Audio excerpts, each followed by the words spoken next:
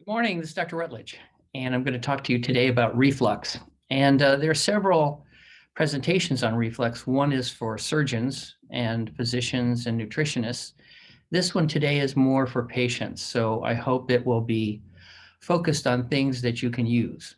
And obviously, this is not meant for me to be your doctor. In other words, you're probably watching this on the internet, and as you may know, there are a lot of nuts and crazy people on the internet. So what we'd like you to do is not listen to me and pretend that I'm your doctor, because I can't be your doctor on the internet. On the other hand, I could bring up things that you can think about and discuss with your doctor and your nutritionist. And if you want, you can call me directly. My email address, I'll say a couple of times, I think, during this. And the first time is it's 3 letters, DrR, Dr. R, at CLOS.net. That's like close the door, CLOS.net. So really simple. And you're welcome to call anytime. If I'm busy, I won't pick up, and you can just call back. But you can email me anytime, and I'll give you my phone number, and we can talk about reflux. So let's talk about reflux. And first, the introduction is the whole earth is getting reflux. So I have this on a bunch of slides elsewhere. But one of the main drugs for reflux is something called a PPI, or proton pump inhibitor. And these drugs are making billions and billions of dollars for the drug companies, because in some studies in America, up to 1 in 4 or 1 in 5 of all Americans are having reflux. And they don't have an MGB. Okay, so what's going on here? So what we want to point out is, if you have reflux after your MGB, it's possible that there's something wrong with your MGB. The reason I'm doing this particular presentation is somebody just wrote to me, and she said she had a failed sleeve, and somebody did an MGB on her, and now she thinks she has reflux with her MGB, and she's wondering if we could talk about it. And so this is supposed to be an introduction, so that if you want to call me, at least you'll have some background ahead of time. And maybe that's all you need, just a little bit of discussion with your doctor. So the whole earth is getting reflux, and it's rapidly increasing. So why? It's really simple. Let me just say it a few times. You don't know what you're doing. And so, like a little kid playing with a light socket, you keep getting shocked. So we're going to talk about those things that you're doing. And the MGB patients, frequently patients of mine, are not having trouble with reflux, and other surgeons' patients have had a lot of reflux. So that brings up some questions. And I won't say too much about the other surgeons, but we think that there might be some differences in how the MGB is actually performed. So our recommendation to you is to look carefully with your surgeon at the number of patients that he's operated on, and whether his patients are having reflux problems or not. Oftentimes, the surgical technique can make a difference. But let's go back to this problem of Americans. And so I'd like to look a little bit at some of the recent studies showing things that Americans are doing that's associated with increased risk of reflux. And then we'll come back to this. So I'm going to share my screen for a second. And here's a list of things that they found associated with a higher risk of getting reflux. And then one of the top things is if you eat a high-fat diet. Well, oftentimes if you are heavy and you have surgery, you're having it because you're heavy and you've eaten a high-fat diet. So one of the things the MGB is designed to do is to punish you, forgive me, if you eat a high-fat diet. In other words, what we'd like to point out is, if you do something wrong, the MGB is designed to kind of be like a rough and tough old grandma and say, hey, don't do this, because playing with an electric light socket is likely to be harmful. And so in this example, I'll tell you my favorite story to try and help educate people to get them better. The story goes like this. A person, a man or a woman, goes to buy a new car, and they buy maybe the most expensive Mercedes, and I don't know what they cost nowadays, $100,000 or more for, say, a very expensive new car. And the new owner gets it home and is really upset and angry and disappointed because the car keeps crashing. So the irate owner calls the dealer back and is very upset, said this darn blankety blank car is awful. It just keeps crashing. And so the disappointed, frightened, upset salesperson said, well, my goodness, it's one of our best cars. I apologize. Could you bring it in and maybe we'll drive it and see what's wrong? So later that day or the next day, the new owner brings in the car and the salesperson says, okay, let's take it out and we'll take it for a drive and see what's going wrong. Maybe the tires are off or something like that. So as they walk out, the sales representative notices that the back of the car is all smashed up. So they get in the car and drive out, and they notice the driver is driving the car backwards. So the salesperson very politely says, if you turn the car around and drive it forwards, it'll do much better.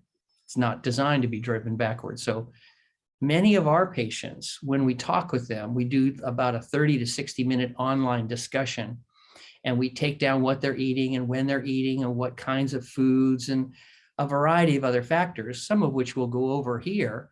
And we say, if you do these things, you're going to have reflux.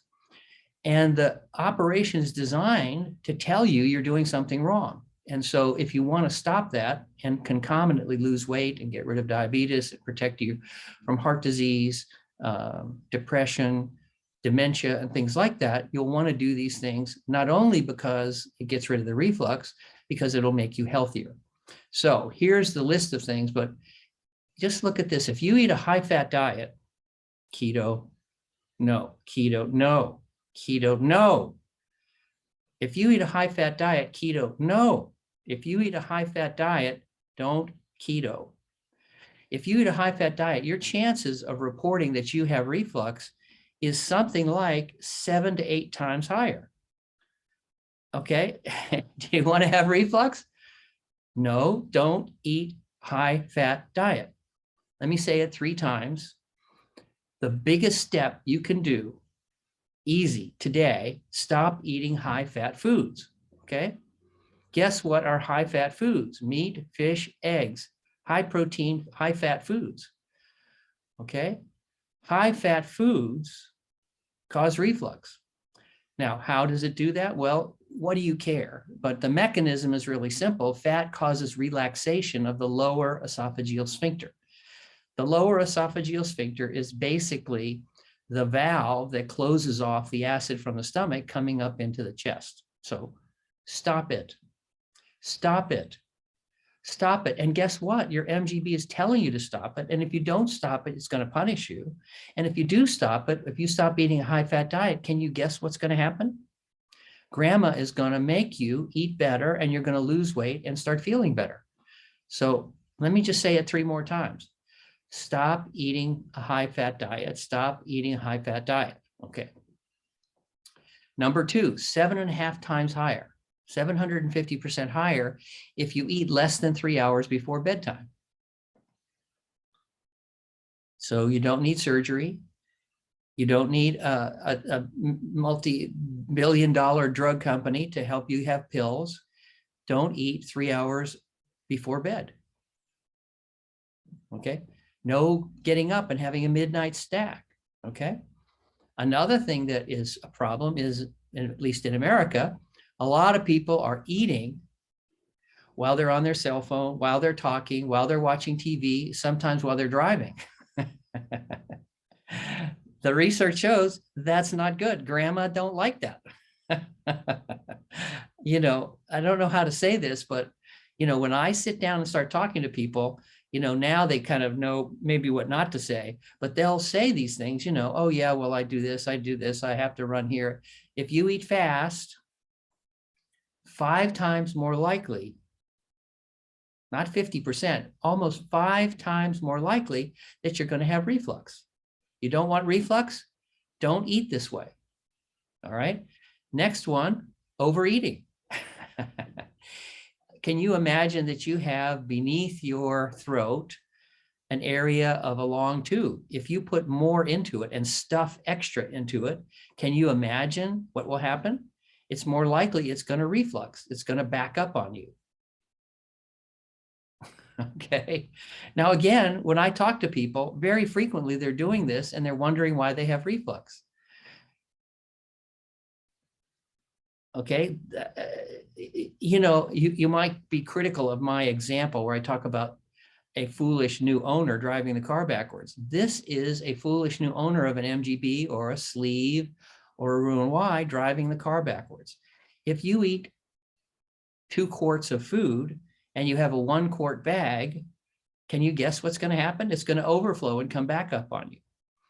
Now, why does a late or skipping breakfast cause it? Because that means you're going to eat probably the same amount of food during the day, because that happens based on reflexes.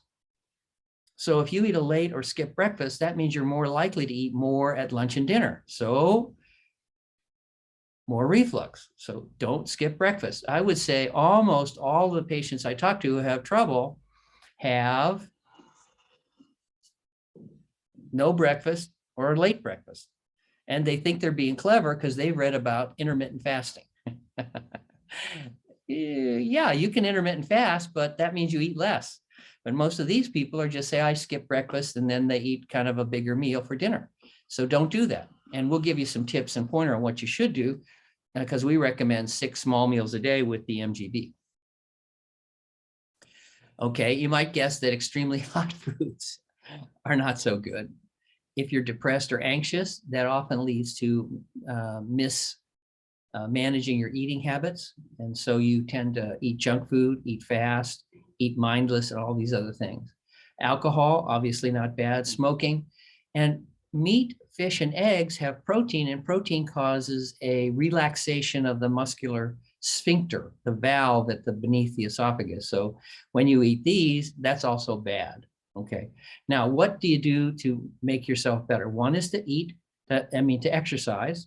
And the second is to eat a high fiber diet. So you can cut your likelihood down by 2/3 if you eat a healthy diet full of fiber. Now, why fiber helps is a little bit complex and not on this slide. So we'll come back to that. But let's think about these for a few minutes. Don't do these things. So you might ask, well, what can I eat? Well, you should eat vegetables, fruits, and whole grains. So now let me go ahead and close this up. Okay. Now, it's more complex than this, but it's also pretty simple. Stop doing those bad things. And now let's talk about fiber. People who eat more fiber have less reflux. Okay. And you might wonder, well, why is that? Well, it turns out that the technique, the mechanism of getting food from the mouth down to the bottom is kind of complicated, because what we're trying to do is move food, which is semi-solid, all the way from the top of your gut down to the bottom. And that can be, say, around 16, 20 feet. And it's a long, narrow tube, and moving that food through there requires a coordinated system called peristalsis.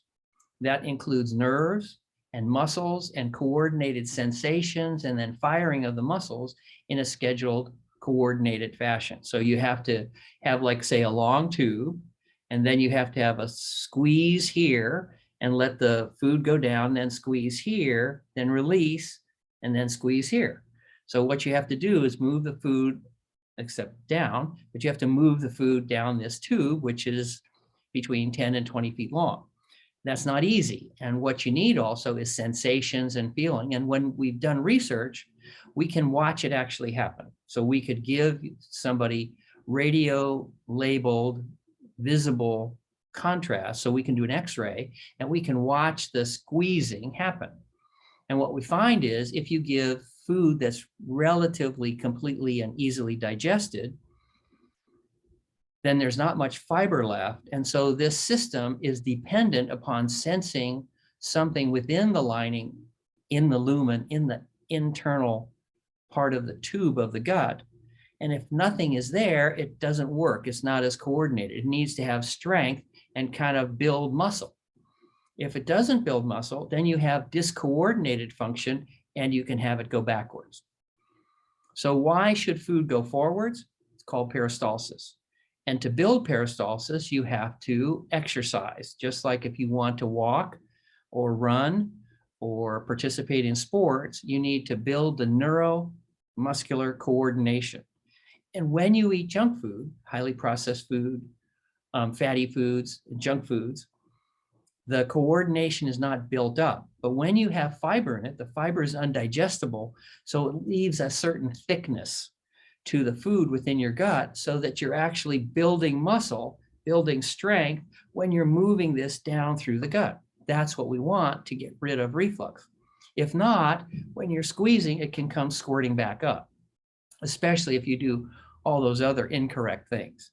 So what we recommend is that you want to eat high fiber foods. Now, also, the research is pretty clear that artificial fibers don't work as well as food fibers. So you can't take a pill to have this work as well, although it's probably not as bad as ice cream. But in general, healthy food is good. So this is what I recommend to patients, and I'll give you a quick summary. Number one is to eat 6 times a day. The MGB doesn't like 3 meals a day, and especially doesn't like you being too clever and starting to do intermittent fasting. Intermittent fasting is probably very good, but when you do it with bad foods, you often get reflux. So I find a lot of people who think they're being clever cause their own reflux. So what we're recommending here is don't be too clever. So we recommend generally you set your cell phone, and you should have an alarm go off roughly at 8, 10, 12, 3 p.m., 6 p.m., and 8 p.m. And then not go to bed until around 11. That's 3 hours later. So the reason you want to do that is you want 6 small meals instead of 3 or even 2 larger meals. And when you do this, you're going to have smaller amounts of food each time. And our experience has been that cuts down the reflux. So your alarm should go off, and then you should eat. And what should you eat? You should eat foods that are healthy, help you lose weight, because being overweight is another one of the risk factors. And of course, usually if you've had surgery, you're wanting to lose weight. So we recommend the following simple food groups, which is number one is what I call my magic oatmeal, which isn't anything but oatmeal, but it's not the instant oatmeal. It's not oatmeal. It's not rolled oats, but it's steel cut oats. And we recommend you make about a half a cup in the morning. You just have to microwave it. Last night I was talking to somebody and she was making oats overnight, and there's no need to do that. You take steel cut oats, put it in a coffee cup, add about half a cup of water, put it in the microwave, and microwave it for anywhere from 2 to 4 to 5 minutes. You'll have to learn how your own microwave is working. And with that, then all you got to do is have some oatmeal for breakfast. That's your fiber. And now we want to give you about 6 other choices, but during the rest of the day, you want to have half a cup to a cupful, and maybe gradually more over time. But that's what you want to do to get rid of your reflux. And in my experience over the past 2 years, in about 300 patients, it's been really successful. You don't have to have surgery or anything. You just have to understand how your gut works and eat correctly. So the second choice, besides oatmeal, I mean, you could have oatmeal every day for a couple of weeks to really get rid of the reflux and the gastritis and irritation and ulceration. But obviously nobody wants to eat oatmeal all day. Well, maybe one person does that I know. Anyway, so the other things you can have is you could add some fruit. The oatmeal should have water and steel cut oats and nothing else. But then people find that a little unpalatable. So the other thing we recommend is you could have some fruit. So for example, blueberries in particular is really good for the gut. It's really good for you. It's good for your brain. Long story, it's good in a lot of areas, but blueberries are good because of polyphenols. That's the bright colored chemicals that are in various fresh fruits and vegetables. So we recommend that is a good idea. Other choices are all kinds of fruit during the rest of the day. So many studies have shown that eating 5 servings of fruit per day is the route to getting the very best long-term survival and health, decreased risk of heart attack, stroke, death, and dementia. So it wouldn't be unreasonable to take a serving of fruit at almost each one of those 6 meals a day. And the kinds of fruits include, of course, apples and oranges and bananas, and anything that you really want to put in the oatmeal is a good mix in general.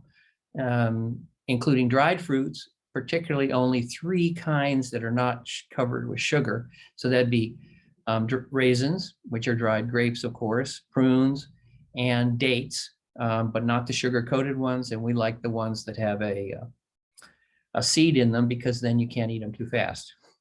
So that's what we recommend. In addition to that, we also recommend fresh vegetables, obviously not in the oatmeal, although I do it that way.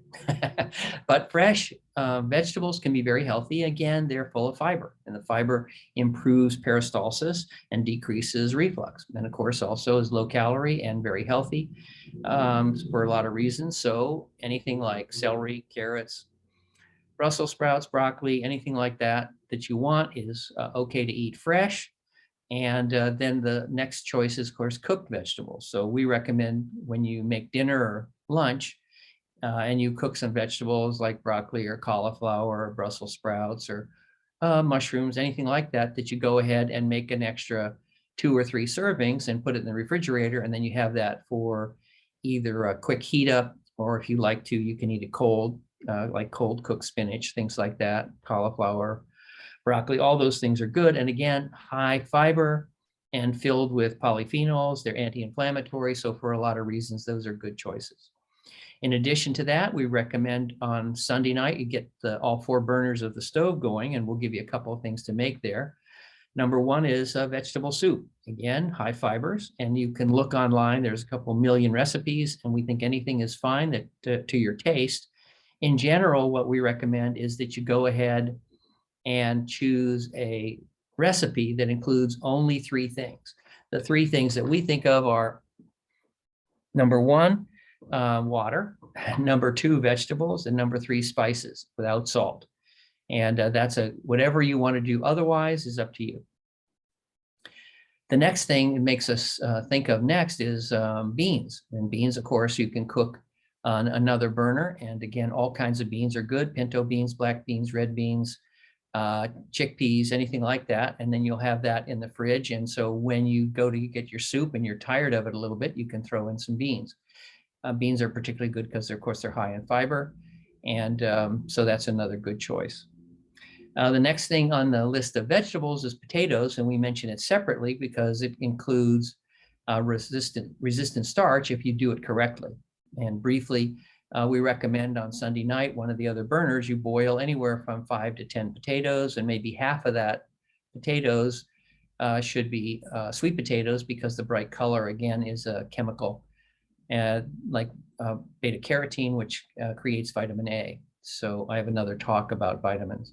But we boil it, not fry it, not put it in an instant fryer, not bake it, but boil it, because that's cooking at a lower temperature.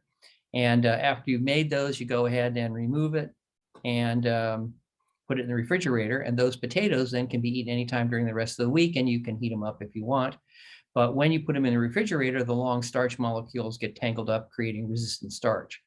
And resistant starch is something you should look up. It's a good thing, and so that's a good way to get it in the potatoes.